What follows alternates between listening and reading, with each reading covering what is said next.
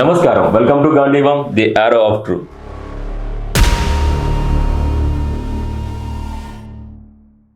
దేశం కోసం ధర్మం, ధర్మం కోసం అంకిత భావం కలిగిన నాయకత్వం, ఇది భారతీయ జనతా పార్టీ డిఎన్ఏ.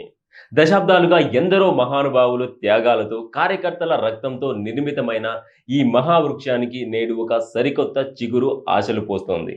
వారసత్వ రాజకీయాల కుట్రలను ఛేదిస్తూ సామాన్య కార్యకర్తలను సైతం శిఖరాగ్రాన కూర్చొనబెట్టే ఆ భావజాలమే నేడు భారత రాజకీయ చరిత్రలో ఒక నూతన అధ్యయనానికి తెరలేపింది. అనుభవం ఒకవైపు, ఆధునిక ఆలోచన మరోవైపు, ఈ రెండిటి కలయికతో దేశ భవిష్యత్తును మార్చబోయే ఆ సంచలన నిర్ణయం ఏమిటో తెలుసా? భారత రాజకీయాల్లో ఇవాళ ఒక చారిత్రాత్మక మార్పు చోటు చేసుకుంది. ఢిల్లీలోని బీజేపీ హెడ్ క్వార్టర్ నుంచి ఒక ప్రకటన వెలువడింది. ఆ వార్త వినగానే పొలిటికల్ సర్కిల్స్ అన్నీ ఒక్కసారిగా షాక్ అయ్యాయి. జేపీ నడ్డా తర్వాత ఆ కుర్చీలో ఎవరు కూర్చుంటారు? మళ్ళీ అమిత్ షా వస్తారా, లేక ఏదైనా సర్ప్రైజ్ ఉందా అని అందరూ ఎదురు చూస్తున్న వేళ తెరపైకి వచ్చిన పేరు నితిన్ నబీన్. బీజేపీ చరిత్రలోనే అతి పిన్న వయస్కుడైన జాతీయ అధ్యక్షుడితను. అసలు ఎందుకు ఈ నిర్ణయం? 70 ఏళ్ల హిస్టరీ ఉన్న పార్టీ, అనుభవం ఉన్న హేమాహేమీలను పక్కన పెట్టి ఒక యువకుడికి పగ్గాలు ఎందుకు ఇచ్చింది? ఇది మాస్టర్ స్ట్రోకా లేక రిస్కా? పదండి ఇవాళ దీని గురించి లోతుగా మాట్లాడుకుందాం. చాలా మందికి నితిన్ నబీన్ అంటే కేవలం ఒక పేరు మాత్రమే అని తెలిసి ఉండొచ్చు. కానీ ఆయన ప్రస్థానం గ్రౌండ్ లెవెల్ నుంచి మొదలైంది. బీహార్ రాజకీయాల్లో నితిన్ నబీన్ ఒక ఫైర్ బ్రాండ్. ఆయన తండ్రి నవీన్ కిషోర్ సిన్హా కూడా బీజేపీలో కీలక నేత.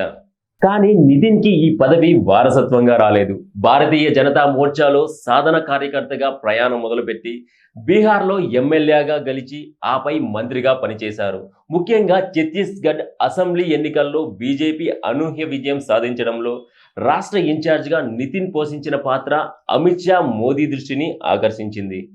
డెడ్లైన్స్కి లోబడి పనిచేయడం, పార్టీ క్యాడర్ని ఉత్సాహపరచడం ఈయన స్పెషాలిటీ. ఇక్కడ మనం ఒక్క విషయం గమనించాలి. బీజేపీ ఎప్పుడు ఒక అడుగు ముందు ఆలోచిస్తుంది. ఇండియాలో 60% కంటే ఎక్కువ మంది యువత ఉన్నారు.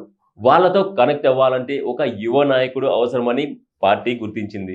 2029 విజన్ కేవలం రేపటి ఎన్నికల కోసం కాదు, రాబోయే 10 ఏళ్ల రాజకీయాల కోసం బీజేపీ సెకండ్ లైన్ లీడర్షిప్ను సిద్ధం చేస్తోంది.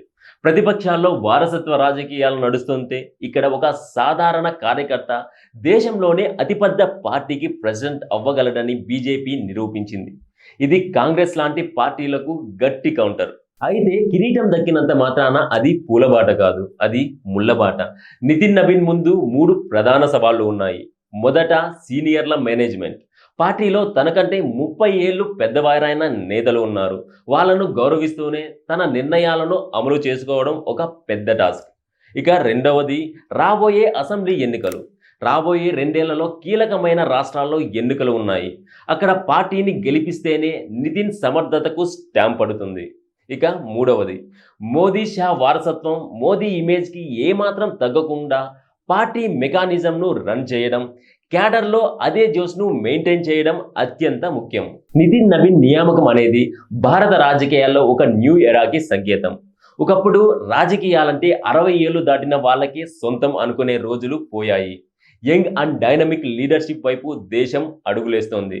నితిన్ నబీన్ బీజేపీకి గేమ్ చేంజర్ ఎలా అవుతున్నారో, తన టీంతో కలిసి 2029లో పార్టీని ముందుకు ఎలా తీసుకువెళ్తున్నారో ఇవన్నీ కాలమే నిర్ణయించాలి. కానీ ఒక విషయం మాత్రం నిజం, ఈ నిర్ణయంతో బీజేపీ తన ప్రత్యర్థులకు చెక్ పెట్టనుంది. మీరేమంటారు? నితిన్ నబీన్ లాంటి యువ నాయకుడిని నియమించడం వల్ల పార్టీకి లాభం చేకూరుతుందా? కాలమే దీనికి సమాధానం చెప్పాలి. కానీ ఒకటి మాత్రం స్పష్టం, నితిన్ నబీన్ ఎంపిక ద్వారా బీజేపీ కేవలం ఒక వ్యక్తిని మార్చడం లేదు, ఒక సరికొత్త సిద్ధాంత యుద్ధానికి తెరలేపింది. ఇది వారసత్వానికి, వ్యక్తిత్వానికి మధ్య, అనుభవానికి, ఆధునికతకు మధ్య జరుగుతున్న పోరాటం. రాష్ట్రం ప్రధానం, పార్టీ ద్వితీయం, వ్యక్తి తృతీయం అనే భావజాలాన్ని నమ్ముకున్న ఒక సామాన్య కార్యకర్త దేశంలోని అతిపెద్ద పార్టీని నడిపించే స్థాయికి ఎదగడమే అసలైన ప్రజాస్వామ్యం. ఒకవైపు నవభారత నిర్మాణం, మరోవైపు సాంస్కృతిక పునరుజ్జీవనం. ఈ రెండింటిని సమన్వయం చేస్తూ నితిన్ నబీన్ ముందుకు సాగాలని ఆకాంక్షిద్దాం. మీరేమంటారు? నితిన్ నబీన్ నేతృత్వంలో బీజేపీ కొత్త చరిత్రను లిఖించబోతుందా?